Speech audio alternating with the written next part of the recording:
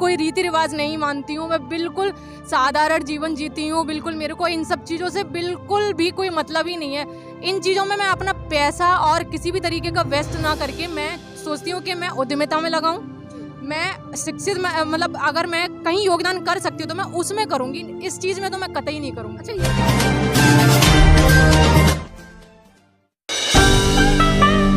एशन विद्या न तपो न दानम ज्ञान न शीलम गुणो न धर्मम ते मृत्यु लोके भूवि भारभूता मनुष्य रूपेण मृगा शरंती। नमस्कार, आप देख रहे हैं NB News 24/7 नीलम बोध के साथ। और आज हम 26 अलीपुर रोड पर, जहां पर कि परम पूज्य बाबा साहब ने अपने जीवन की अंतिम सांस ली थी। अगर मैं शिक्षा की बात करूं तो परम पूज्य बाबा साहब ने संविधान के माध्यम से जिस तरह से पहला ही अधिकार समानता का दिया, उसी के साथ साथ में शिक्षा का अधिकार देकर इस देश के लोगों को तमाम वो हक अधिकार दे गए जिनसे कि लोग वंचित थे। क्योंकि आज जो शिक्षित होगा वो सवाल करेगा, और जो सवाल करेगा वो अपने हक अधिकारों के लिए लड़कर अपने सारे हक अधिकार ले लेगा। हम कई बार एक कोटेशन भी सुनते हैं कि शिक्षा शेरनी का वो दूध है जिसको जो जितना पिएगा वो धाड़ेगा। इसी कड़ी में आप मेरे सामने देख पा रहे होंगे कि जो सम्यक एकेडमी है, जो कि IAS PCS की ट्रेनिंग देता है और निःशुल्क कोचिंग है। ये इसका नाम क्या है? मेरा नाम योगेश कुमार है। जय भीम नमो बुद्धाय। योगेश जी, जानना चाहूंगी जो आपकी सम्यक एकेडमी है किस तरह से काम कर रही है और किन स्टूडेंट्स के लिए काम कर रही है? जैसा कि आप सभी लोग जानते हैं कि भारत में ऐसी बहुत बड़ी जनसंख्या है जिसके पास साधन की कमी है जी। और अगर हम बात करते हैं भारत में अच्छे पदों पर जाने के लिए तो एक सिविल सर्विस उसका बेहतर माध्यम होता है किसी भी आम व्यक्ति के लिए, जो है बड़े पदों पर पहुंचने के लिए। तो हम लोग उसी कड़ी में अगर देखते हैं तो बहुत सारा समाज ऐसा है कि बड़ी बड़ी जो महंगी कोचिंग्स हैं जिनकी क्वालिटी अच्छी हैं उनकी फ़ीस भी उसके साथ साथ बहुत बड़ी है। जी। तो हर आदमी जो है उस टाइप की फ़ीस जो है अफोर्ड नहीं कर पाता है। तो उसी की भरपाई करने के लिए हम लोगों ने और हमारे साथ के जो लोग हैं जो इसमें सब कंट्रीब्यूट कर रहे हैं, तो ये एक कड़ी रखी कि भाई कुछ ऐसे बच्चों को जो साधनहीन हैं उनको एक फ्री कोचिंग की व्यवस्था की जाए। तो ये Ghaziabad LR public school Bhimnagar में फ्री एक हमें जगह मिलती है शाम के टाइम स्कूल के बाद में। और हमारे जैसे जो लाइक माइंडेड पर्सन हैं जो समाज में कंट्रीब्यूट करना चाहते हैं, तो बाबा साहब के आदर्शों पर चलते हुए हम लोग उसका प्रयास कर रहे हैं। जी, आप कोचिंग तो निःशुल्क दे रहे हैं, लेकिन ये भी जानना चाहूँगी जो वहाँ पर व्यवस्था है वो किस तरह से होती है? लोग डोनेट करते हैं या फिर अपने ही जो संसाधन उनके तहत चलाते हैं? अभी इसमें हम लोग कोई किसी तरीके की डोनेशन नहीं है। स्कूल की सहायता से हम लोगों को एक स्पेस मिला हुआ है और समय समय पर हम लोग जैसे कोई प्रोग्राम करते हैं तो स्कूल के माध्यम से हमें वो खर्चे प्राप्त होते हैं। बाकी जो पढ़ाने वाले लोग हैं वो सब निःशुल्क हैं और हम बच्चों से इसमें 1 रुपये का भी चार्ज नहीं करते हैं। जी, आपका नाम क्या है? मेरा नाम शुभम गौतम है। और शुभम गौतम जी, कोचिंग देते हैं, लेते हैं? मैम मैं अभी जैसे हमारा कोचिंग है, हम पिछले 5 वर्षों से इसमें कार्यरत हैं। हमने 5 वर्षों से हमने इसे शुरू किया हुआ है और अभी रिसेंटली मैं पहले इसमें पढ़ता भी था और अभी मैं पढ़ाता भी हूँ मैम इसमें। अच्छा, पहले पढ़ते थे अब पढ़ा रहे हैं। तो जानना चाहूँगी जो पढ़ा यहाँ से अब उसको लोगों तक, मतलब जो स्टूडेंट्स हैं उनमें देने की किस तरह की अनुभूति होती है? मैम बहुत खुशी होती है। जैसे हम पे बैक टू सोसाइटी की बात करते हैं तो जो हमने समाज से लिया, अगर हम उसे उसी तरीके से समाज को वापस करते हैं तो बहुत खुशी होती है।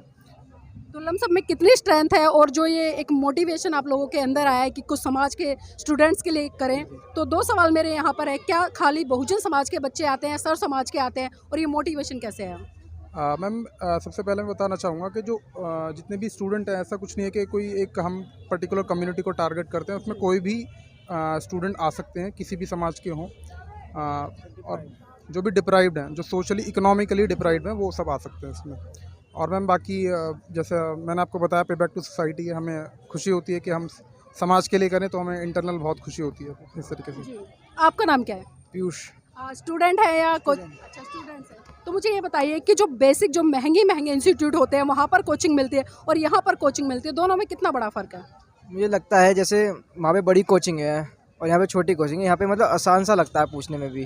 वहाँ पे सब बच्चों को पढ़ाया जाता है एक से। यहाँ पे सब बच्चों को जैसे कुछ पूछना होता है यहाँ पे तो सब बच्चे जवाब दे सकते हैं इसमें। मतलब कंफर्टेबल फील करते हैं हम यहाँ पे, और अच्छे से पढ़ सकते हैं इसमें। तो अभी तक क्या कुछ सीखा है, थोड़ा हमारे दर्शकों को बताएं। अभी तक बहुत सारी चीज़ें पढ़ ली हमने। जैसे हिस्ट्री के बारे में पढ़ा है हमने, एंशिएंट हिस्ट्री के बारे में कि कैसे शुरुआत हुई थी इंडिया में, लोगों ने रूल करा था कई सारे उन्होंने, विदेशों ने। जी, आज बाबा साहब का परिनिर्वाण दिवस है, तो बाबा साहब के बारे में बेसिक क्या जानते हैं? उन्होंने हमारे कॉन्स्टिट्यूशन बनाया था और देश में आज़ाद कराने में बहुत मदद करी है उन्होंने हमारे। लेकिन लोग तो ये कहते हैं कि बाबा साहब का भारत की आज़ादी में कोई हाथ नहीं है। पता नहीं, लेकिन मुझे तो लगता है उनका। किस तरह से लगता है आपको? उन्होंने बहुत मदद करी है, गरीबों को भी उच्च शिक्षा देने के लिए शिक्षा दी है हमने। चलिए सर, नाम क्या है? जी संदीप। अच्छा, कोचिंग ले रहे हैं या दे रहे हैं? मैम मैं पहले कोचिंग ले रहा था, अब मैं बच्चों को भी पढ़ा रहा हूँ। मतलब पहले कोचिंग ली, अब दे रहे हैं। तो आज बाबा साहब का परिनिर्वाण दिवस है, तो जानना चाहूँगी बाबा साहब के बारे में क्या जानते हैं आप? बाबा साहब के बारे में जहाँ तक मैंने पढ़ा है तो आज़ादी के टाइम पे अंग्रेज़ों ने ये शर्त रखी थी कि हम आपके देश को जब आज़ाद करेंगे जब हमारा संविधान बना हुआ होगा। तो उसके लिए बाबा साहब का उसमें अहम योगदान है हमारे देश में संविधान बनाने में, तो इसीलिए बाबा साहब को याद किया जाता है। और आज आप यूथ है, लेकिन अभी हमने पिछले दिनों एक वीडियो वायरल होती देखी है सोशल मीडिया पर, जो कि मध्य प्रदेश के एक अध्यापक साफ साफ ये कह रहे हैं बच्चों को कि जो भारत का संविधान है उसमें डॉक्टर अम्बेडकर ने एक लाइन भी नहीं लिखी। मैम इस बारे में मेरे पास भी कोई साक्ष्य नहीं है वैसे तो उनके जो उन्होंने बोला है, पर मेरे जहाँ तक मैंने पढ़ा है मुझे ये लगता है कि बाबा साहब ने अगर संविधान नहीं होता तो शायद हमारा देश आगे नहीं बढ़ सकता था। जी, तो देखिए कहीं ना कहीं यूथ की बहुत बड़ी भूमिका है, और खासकर ये लोग जिस तरह से एकेडमी चलाकर बच्चों को निःशुल्क कोचिंग देने का प्रयास करें, वास्तव में बहुत ही सराहनीय काम। नाम क्या है? एकता सिंह। एकता, जानना चाहूँगी बाबा साहब का आपके जीवन में क्या योगदान है? वो बीइंग अ मैरिड वुमेन, वो हर तरीके से, मतलब मुझे लगता है कि पारिवारिक सोच में भी और आप रोज़मर्रा की चीज़ों में भी करते हैं ना, तो आपको मतलब कैसे उन सारी चीज़ों में आप अमल कर पाते हैं। क्योंकि मैं ऐसी नहीं हूँ कि मतलब मेरे को चीज़ें मतलब करके दिखाना, मतलब बाबा साहब की सोच और किस तरीके से उन्होंने मतलब संवैधानिक सोच जो है उस चीज़ों पे मैं कैसे अमल करती हूँ वो मेरे रोज़मर्रा की चीज़ में बहुत काम आती है। हाँ, जानना चाहूँगी जो लोग अक्सर ये बात कहते नजर आते हैं कि बाबा साहब ने सिर्फ दलितों के लिए किया, ऐसे लोगों क्या? सबके लिए किया है। मतलब अगर मैं महिलाओं की बात करूं तो महिलाएं सिर्फ शोषित महिलाएं ही नहीं थी, वो सारी महिलाएं थी जिसमें मतलब आज जो जॉब कर रहे हैं कि हमारी महिलाएं, कोई महिलाएं नहीं है, मतलब वो शोषित महिलाएं ही नहीं है, वो सब जनरल कैटेगरी वाली महिलाएं भी हैं, ओबीसी वाली महिलाएं भी हैं।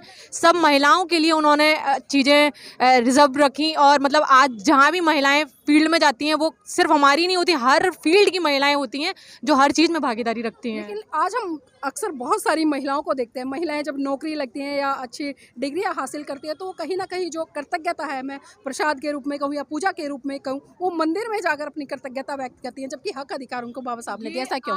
आप कह रही हैं, बिल्कुल आप सही कह रही होंगी, लेकिन मैंने अभी तक कुछ भी नहीं किया है ऐसा कुछ कि मतलब मेरे को अगर मुझे कुछ करना होगा बाबा साहब के प्रति, तो जैसे कि ये कोचिंग चल रही है उसमें मैं कुछ अपना ऐसा योगदान कर सकती हूँ, पर मैं ऐसा नहीं करूँगी कि मेरे को मंदिर में ही कोई जगह चाहिए कि मैं वहाँ पर बाबा साहब के लिए कुछ करूँ। वो मेरे ख्याल से वो एक सही साधन नहीं है कि मेरे को वो चीज़ें मैं खटखटाऊँ। मेरे लिए साधन है कि हमारे जितने भी लोग हैं वो किस तरीके से आगे बढ़ सकते हैं, चाहे बिजनेस रूप से हो, उद्यमिता के रूप में होंगे, या अपने जो भी चीज़ में हम उनकी किस तरीके से हेल्प कर सकते हैं, पे बैक टू सोसाइटी कर सकते हैं, वो मैं करना चाहूँगी। मैं ये चीज़ तो नहीं करूँगी बिल्कुल भी। और मैं भी एक शादीशुदा एक लड़की हूँ और मैं ऐसे ही रहती हूँ, और मेरे को जहाँ तक भी किसी की हेल्प लगती है तो मैं वो चीज़ें करना, जो चीज़ मेरे को ही वो चीज़ ख़राब लग रही है तो वो उसमें मैं पार्टिसिपेट नहीं करूँगी। आप बाबा साहब को मानती हैं या जानती हैं? मैं आपको फिर कह रही हूँ कि मैं उनको मानती भी हूँ और मैं उनको अच्छी तरह से जानती भी, मतलब मैं सिर्फ लर्नर हूँ। बुद्धिज्म को फॉलो करते हैं या हिंदू धर्म को? हिंदू धर्म को, मेरी शादी बिल्कुल हिंदू धर्म रीति रिवाज से, मैं आज एक भी कोई रीति रिवाज नहीं मानती हूँ। मैं बिल्कुल साधारण जीवन जीती हूँ, बिल्कुल मेरे को इन सब चीज़ों से बिल्कुल भी कोई मतलब ही नहीं है। इन चीज़ों में मैं अपना पैसा और किसी भी तरीके का वेस्ट ना करके मैं सोचती हूँ कि मैं उद्यमिता में लगाऊँ, मैं शिक्षित मतलब अगर मैं कहीं योगदान कर सकती हूँ तो मैं उसमें करूँगी, इस चीज़ में तो मैं कतई नहीं करूँगी। अच्छा, ये भी जानना चाहूँगी जिस तरह से आप बात कर रहे हैं, ये पारिवारिक परिवेश है बचपन से लेके शादी तक का, या फिर जो दूसरी संस्कृति? बिल्कुल सच कह रहे हैं, क्योंकि मैं अपने घर में जो वातावरण देखा था, ये जो आज मैं मोल्ड अप हो पा रही हूँ ना, वो इसका कारण भी यही है कि मैं अपने परिवार में कभी भी पूजा और ये सारी चीज़ें मैंने देखी नहीं।